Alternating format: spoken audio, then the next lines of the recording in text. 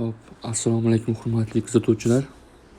Bugun sizlar bilan 47, 48, 49, 50 va 51 biletlarni tahlil qilishga harakat qilamiz. Bo'lmasam boshladik. Harakatni boshlashdan avval shaharlararo avtobus haydovchilari nima qilishlari kerak? Yo'lovchilarga halokat bo'lganda chiqish joylaridan foydalanish haqida tushuntirish bo'ldi. F1 o'zi to'g'ri javob bo'ladi. Buni yodlab qolishlaringiz tavsiya qilinadi. Chorrahada harakatlanishning majburiy yo'nalishini qaysi belgi ko'rsatadi? Majburiy belgisi bo'lsa, bu yerda F4 buyuruvchi belgi. Ushbu tik chizig'i nimani bildiradi? Yo'llar ostin o'tadigan chorrahalarmi? Yo'q. Harakatlanish tezligi 40 km/soatgacha cheklangan qismini? Yo'q. Yo'l inshootlarining harakatdagi transport vositalariga xavf tug'diradigan tik elementlarni? F3. Transport vositalari haydovchilari avtobus yoki trolleybusga yo'l berishlari kerak. Agar u harakatni to'xtash joyidan boshlasa, yo'q. Agar u tig'iz soatda marshrut bo'yicha harakat qilsa, yo'q. Aholi punktlarida agar u belgilangan to'xtash joyidan harakatni boshlasa degan javob to'g'ri bo'ladi. Bu savollarni, yozma savollarni yodlab qolishlaringizni tavsiya qilamiz har birini. Harakatlanishga ruxsat etilgan barcha transport vositalari qaysi javobda to'g'ri ko'rsatilgan? Xo'p, hurmatli kuzatuvchilar, tartibga soluvchini ushbu ishorasida bilasizlar.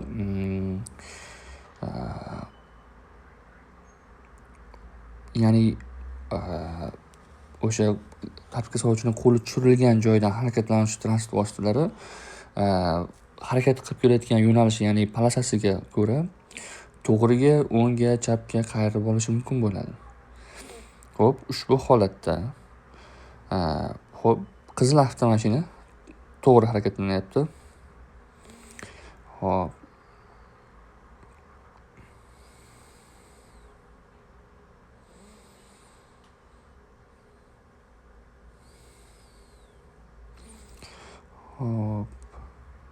Ko'k avtomashina ham to'g'ri, demak avtomobillar to'g'ri harakatlanyapti.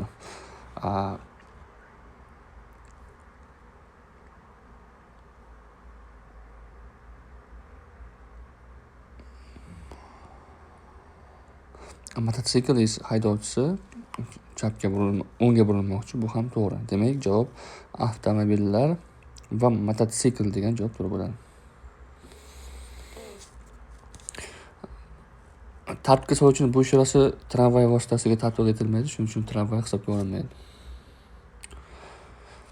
Qaysi transport vositasining haydovchisi yo'l berishi kerak? Qaysi transport vositasining haydovchisi yo'l berishi kerak desa, tartibga solinmaydigan chorrahalarda tramvay transport vositasi ustunlikka ega. Shu sababli ushbu holatda yengil avtomobil haydovchisi tramvayga yo'l berishi kerak. Ko'k avtomobil haydovchisiga quvib o'tish ruxsat etiladimi desa, ushbu holatda mumkin emas. Ya'ni bu yerda ko'rib turibsizlar, ikki tomonlama harakat tashkil qilingan 3 ta yo'nalishga ega bo'lgan yo'l hisoblanadi, 3 polosali yo'l hisoblanadi. Bu yerda taqiqlanadi ko'k avtomashinaga qarama-qarshi yo'nalishga chiqib ketishga. Quyidagi qaysi suratda haydovchi avtomobilni qoidaga xilof ravishda to'xtab turishga qo'ygan?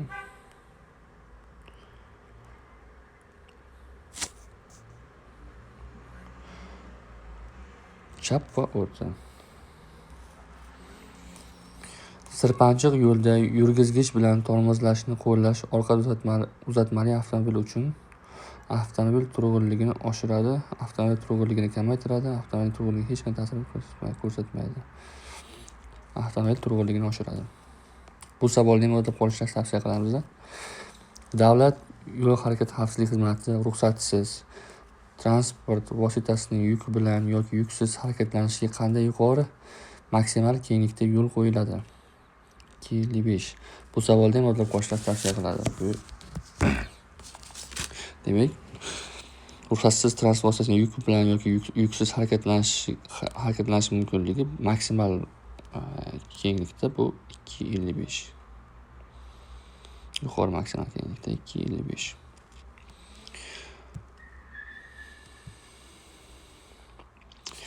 Qirq sakkizinchi bet tahlil qilishni boshlaymiz. Ko'k avtomobil chorrahani kesib o'tadi. Hop, ushbu holatda bilamiz, qizil yoki ko'k mayoqcha bilan jihozlangan yalt va yoqilgan yalt etuvchi ishorali transport vositasiga harakatda imtiyoz beriladi. Demak, birinchi bu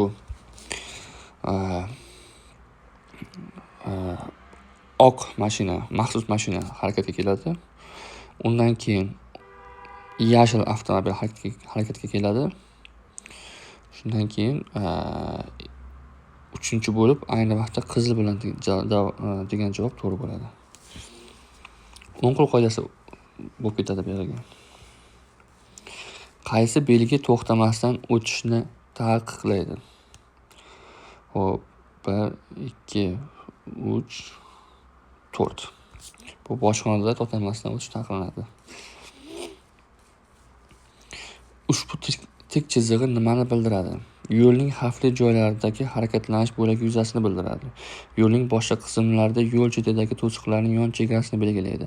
Xavfli yo'l qismlarida bordyurlarni belgilaydi. Yo'naltiruvchi ustunchalar beton yoki temir beton ustunchalari, to'siq ustunchalari va shunga o'xshashlarni belgilaydi. Xo'p, ushbu savolda xato qildim. Demak, to'g'ri javob yo'lning boshqa qismlarida yo'l chetidagi to'siqlarning yon chegarasini belgilaydigan ushbu chiziq. Ushbu tik chiziq yo'lning boshqa qismlarida yo'l chetidagi to'siqlarning yon chegarasini belgilaydigan. Bu savolni yodlab qolamiz. Haydovchi oq hassa bilan ishora berayotgan ko'zi ojiz piyodalarni o'tkazib yuborish kerakmi? O'zi bunday holatda har qanday joyga o'tkazib yuborish kerak. Barcha hollarda o'tkazib yuborish kerak, shu jumladan piyodalar o'tish joylaridan tashqarida ham. Bo'ldi. Qaysi rasmda haydovchi to'g'ri burilmoqda? Xo'sh. Hop, birinchi rasmni ko'ramiz, chapdagi rasmni. Tartibga soluvchining ushbu ishorasida albatta ko'k avtomashina to'g'riga va o'ngga harakatlanishi mumkin. Faqat to'g'riga va o'ngga harakatlana oladi. Demak, birinchi rasm to'g'ri. Ikkinchi rasm tartibga soluvchining ushbu ishorasida mototsikl harakatlanayotgan yo'nalishda harakat qiluvchi transport vositalari hech qanday harakat qilishi mumkin emas, ularga cheklangan. Demak, qaysi rasmda haydovchi to'g'ri burilmoqda desak, chapdagi rasmda bo'ladi. Qaysi avtomobil to'xtab turishga to'g'ri qo'yilgan? Tahlil qilishni boshlaymiz. Xo'p, transport. Captiva qizil avtomashina. Piyodalar o'tish, ya'ni trotuarlarga trotuar emas, piyodalar o'tish joyi, peshxod deymiz. Shu piyodalar o'tish joyiga yetmasdan 10 metr masofada, oraliq masofada to'xtashi kerak transport vositalari. Demak, ushbu holatda 5 tonali transport vositasi ham o'sha bir taraflama yo'lda bu hozir qo'yilgan shaklda to'xtashi mumkin emas. Demak, har ikkisi noto'g'ri qo'yilgan. Agar qatnov qismining kengligi chetki chap tasmadan qayrilib olish uchun yetarli bo'lmasa, qoidalari qayrilib olishning qatnov qismining o'ng chekkasi yoki yo'lning o'ng yoqasida amalga oshirishga yo'l qo'yadimi? Bu holatda yo'l qo'yadi, bilasizlar, katta transport vositalari chap tarafdan qayrilib ola olmaydi. Shuning uchun ular o'ng tarafdan qayrilib olishga to'g'ri keladi, o'ng tasmadan kengroq olib. Xo'p, F1 qatnov qismining faqat o'ng chekkasidan yo'l qo'yadi, yo'lning o'ng yoqasida yo'l qo'yilmaydi. Yo'l qo'yiladi. Bunda qayrilib olayotgan haydovchi yo'lakay va qarama-qarshi kelayotgan transport vositalariga o'tkazib yuborish kerak. Bo'ldi. Aholi punktlarida relsiz transport vositalariga agar bir yo'nalishda 3 va undan ortiq harakatlanish tasmasi bo'lganda, qaysi tasmadan harakatlanishga ruxsat etiladi? Yuk avtomobillari hisobga kirmaydi. Bir yo'nalishda 3 va undan ortiq harakatlanish tasmasi bo'lganda qaysi tasmadan harakatlanishga ruxsat etiladi? har qanday tasmada harakatlanish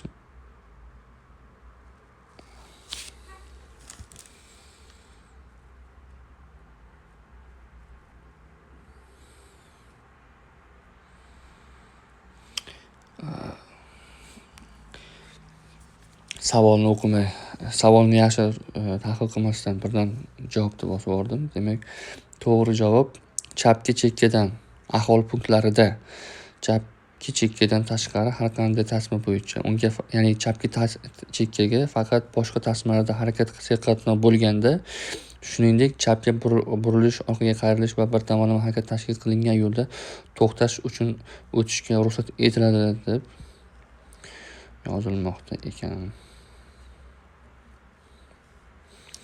Demak, bu savolni yodlab qolamiz. Biz ham xato qilamiz. Svetoforning bir vaqtda yoqilgan qizil va sariq ishoralari nimani bildiradi? Harakatni boshlashi mumkin. Yo'q. Harakatni taqiqlaydi va tezda yashil ishora yoqilishi haqida ogohlantiradi degan javob to'g'ri bo'ladi. Agar bilasizlar, ko'pchilik sariq yonish bilan harakatni boshlayveradi, bu xato, mumkin emas. Yashil chunki qizil ham bir vaqtda yonib turibdi.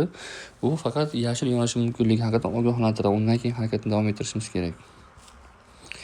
Avtomobilga o'rnatilgan bu taniqli belgi nimani bildiradi? Avtomobil shifokor haydovchiga tegishli ekani yo'q. Avtomobil haydovchi nogironga tegishli ekani yo'q. Avtomobil uyda tibbiy yordam ko'rsatish uchun mo'ljallanganligini. Yo'q. Avtomobil shifokor haydovchiga tegishli ekanini bildiradi. Bu savolda biz ikkita xato qildik. Xatolarimizni tahlil qilib ketamiz, yana bir eslatib o'tish uchun. Xo'p, ushbu tik chiziq nimani bildiradi? Ushbu tik chiziq yo'naltiruvchi ustunchalar, beton yoki temir beton ustunchalar, to'siq ustunchalari va shunga o'xshashlarni belgilaydigan javob tanlaganmiz. Lekin to'g'ri javob yo'lning boshqa qismlarida yo'l chetidagi to'siqlarning yon chegarasini belgilaydigan javob bo'lgan. Xo'p, 478-savolga xato qilganman, to'g'ri. Aholi punktlarida relsiz transport vositalariga agar bir yo'nalishda 3 va undan ortiq harakatlanish tasmasi bo'lganda qaysi tasmadan harakatlanishga ruxsat etiladi? Yuk avtomobil hisobga kirmaydi deyilgan. Biz har qanday tasma degan javob tanlaganman. To'g'ri javob F3 bo'lgan. Bu xatolarni, bu savollarni yodlab qo'yishlar tavsiya qilinadi javoblari bilan. 49-belgiga o'tamiz. Bu yerda avtomobil to'xtashiga ruxsat berilganmi? Ushbu ishorada berilgan. Chunki ushbu belgida biza to'xtab turish belgisi odam yuk yoki odam tushirib yuklashimiz mumkin. Ruxsat berilgan. Bu belgi qaysi transport vositalariga tegishli emas? Traktorlar va o'ziylar avtomobillarga. Xato. Avtobuslar va mikroavtobuslarga. Yo'q. Belgi ta'sirida joylashgan korxonalarga xizmat etayotgan transport vositalariga. F3. Qaysi transport vositalari yo'lovchilarni tushirish uchun noto'g'ri to'xtagan? Bu ko'p takrorlangan savollardan bittasi. Xo'p, birinchi qizil avtomashinaga qaraymiz. Qaranglar, sariq belgi turibdi-yu, uzluksiz sariq belgi. Bu to'xtash taqiqlanadi. Yo'l belgisini bildiruvchi chiziq hisoblanadi. Bu yo'l belgida faqat belgilangan yo'nalishdagi transport vositalari, ya'ni o'sha avtobuslar, keyin yo'nalishli taksilar to'xtab odam tushirishi va odam olishi mumkin. Qolganlar mumkin emas.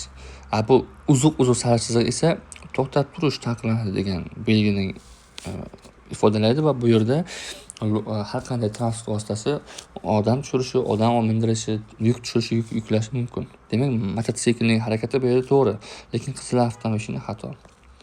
To'xtagan. Yuk avtomashinasi esa o'sha ushbu chiziq o'sha to'xtab odam tushirish va odam mindirish, yuk tushirish va yuk ortishga belgilaydi. Demak, bu yerda faqatgina noto'g'ri to'xtagan qizil avtomashina bo'lyapti. Ya'ni qizil avtomobil. Bu yo'l belgisi nimani bildiradi?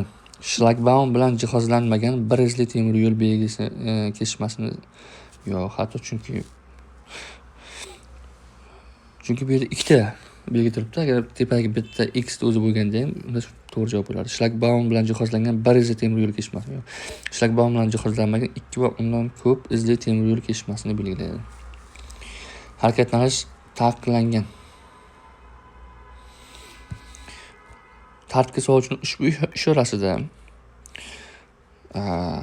o'sha tartibga soluvchi qo'llarini tushib turgan tarafdan harakatlanuvchi transport vositalari faqat to'g'riga va o'ngga harakatlanishi mumkin. Chapga harakatlanishi mumkin emas.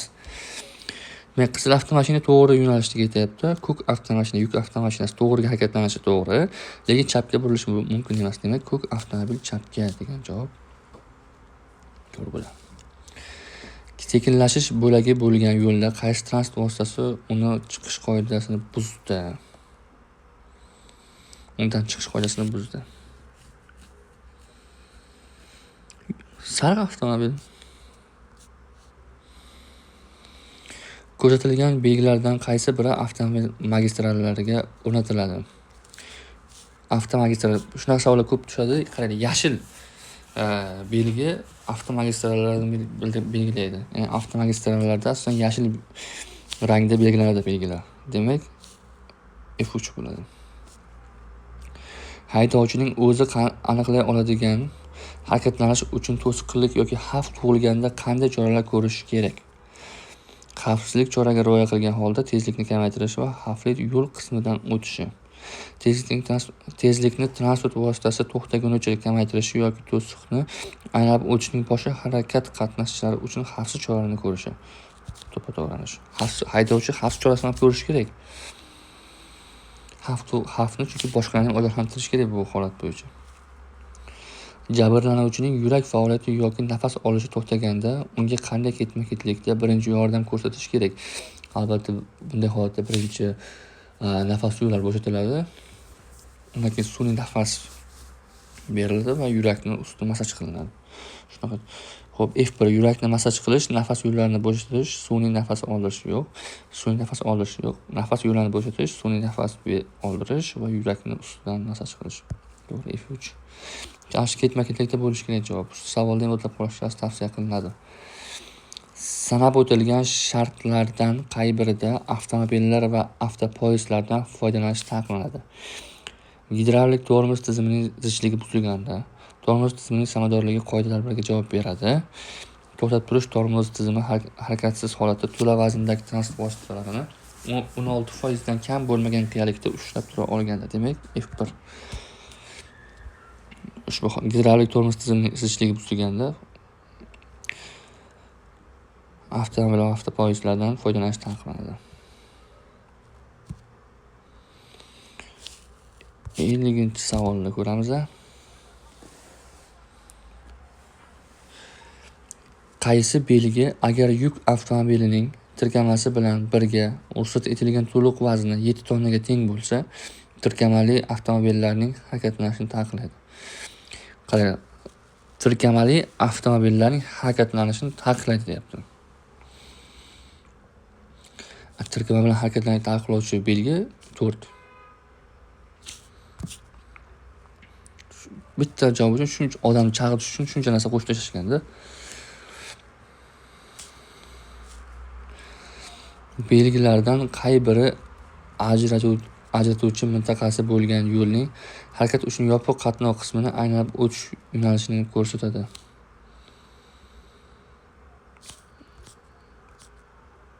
F5. Yo'l chizig'i bilan ajratilgan bekat maydonchasida harakatlanish uchun foydalanish ruxsat etiladimi? Qarang. O'rtani ko'rsatyapti. Taqiqlanadi. Chunki piyoda tushishi mumkin, chiqishi mumkin yo'ldan.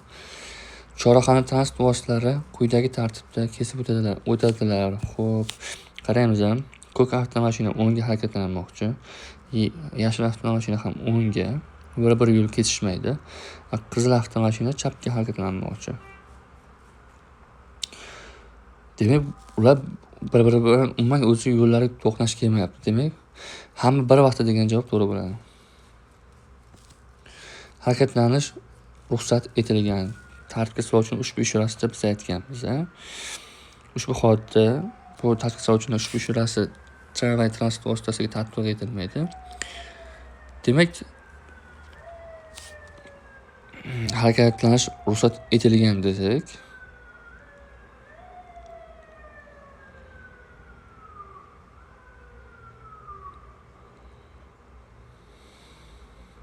qizil avtomobilga bo'ladi javob. Chunki mototsikl va yuk avtomashina harakatlanib kelayotgan yo'nalishda tartibga soluvchining ushbu ishorasida chorrahaga kirish taqiqlanadi, ya'ni harakatlanish taqiqlanadi.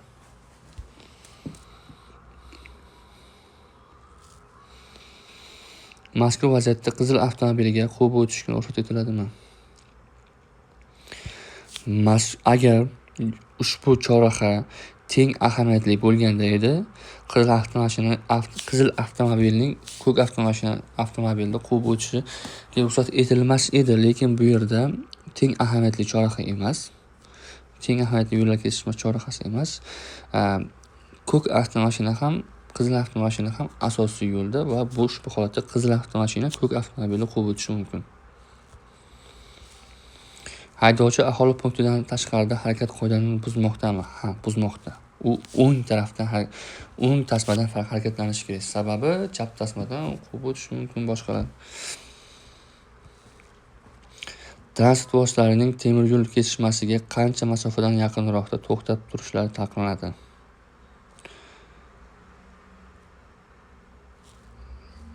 metr. 50 metr.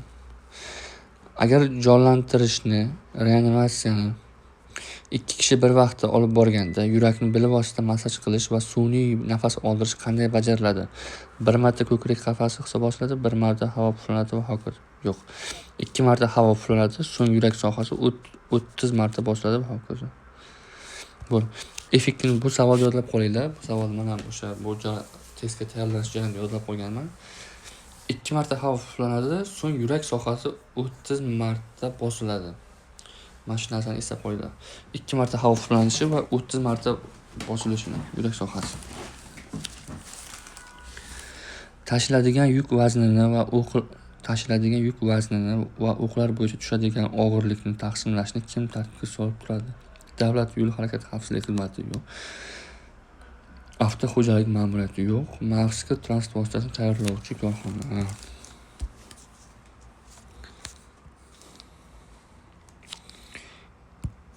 51-savol. 51-bilet. Belgilangan yo'nalishli transport vositalariga qaysilar kiradi? Avtobuslar va yo'nalishli taksilar. Tramvay va trolleybuslar. Belgilangan yo'nalish bo'yicha harakatlanadigan avtobus, trolleybus, tramvay va yo'nalishli taksilar degan javob to'g'ri bo'ladi.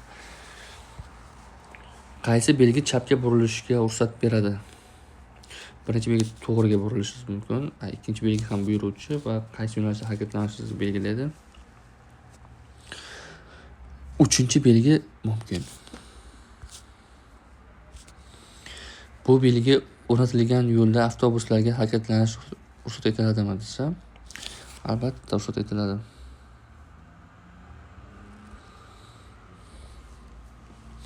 Chorrahani oxirgi bo'lib kesib o'tadi. Bu yerda o'ng qo'l qoidasiga rioya qilamiz. Ko'rishimiz mumkinki, yashil transport vositasini o'ng tarafi bo'sh, demak, yashil transport vositasi birinchi harakatlanadi. Yashil transport vositasi birinchi harakatlangandan so'ng qizil avtotransport vositasini o'ng tarafi bo'shaydi va ikkinchi bo'lib u harakatlanadi va oxirida 3 ko'k avtomashina harakatga keladi. Demak, chorrahani oxirgi bo'lib kim kesib o'tadi desa, ko'k avtomobil bo'ladi. Qaysi transport vositalariga harakatlanish ruxsat etiladi? Xo'p, tartibga soluvchi ushbu ishorasida ikki yonga cho'zgan qo'lni cho'zgan tarafda harakatlanuvchi transport vositalari, ikki yonga cho'zilgan qo'llar tarafdan harakatlanuvchi transport vositalari to'g'riga va o'ngga harakatlanishi mumkin. Uni old qismi va tartibga soluvchining old qismi va orqa tarafida harakatlanayotgan transport vositalariga harakat taqiqlanadi ushbu ishorada. Demak, sariq avtomashinaga mumkin, qizil Damas'ga mumkin, ko'k avtomashinaga mumkin emas. U faqat to'g'riga harakatlanishi mumkin tasmasi bo'yicha. Tartibga soluvchi ushbu ishorasida chapga burish mumkin emas, faqat to'g'riga va o'ngga. Demak, qizil va sariq degan javob bo'ladi. Sariq va qizil avtomobil. Yo'lovchilarni tushirish uchun qaysi transport vositalari to'g'ri to'xtadi? Hop, avtobus 2 metr emas, kamida 10 metr bo'lishi kerak. Bundan tashqari avtobuslar faqat bekatlarda odam tushirishi mumkin. Mototsikl xato to'xtagan va qizil avtomashina to'g'ri. Yengil avtomobil. Bunday yo'l belgilari bilan belgilangan yo'l qismlarida ruxsat etilgan to'la vazni 3,5 tonnadan ortiq bo'lgan yuk avtomobillarining qanday yuqori tezlik bilan harakatlanishiga ruxsat etiladi desa, 80 km/s bilan. Yodlab qo'yamiz, 80 km/s bilan harakatlanishi mumkin. Ko'k avtomobil haydovchisi nima qilishi kerak? Xo'p, ko'k avtomashina haydovchisi chapga burilmoqchi. Buning uchun u avvalo sariq avtomobilni o'tkazib yuborishi kerak. Qani javobni qidiramiz. Sariq avtomobiliga u orqadan kelayotgani uchun yo'l bermay, mo'ljallangan yo'nalishda chorrahani kesib o'tishi yo'q. Qarama-qarshi harakat bo'lagiga darhol qayta tizilishi yo'q. Tezlikni kamaytirishi, sariq avtomobilga quvib o'tishni tugallashiga imkon berishi, so'ng esa chapga burishi to'ppa-to'g'ri. Gazel yuk avtomobilining yuk bilan balandligi yo'l sathidan 308 metr bo'lsa, uni tashish mumkinmi?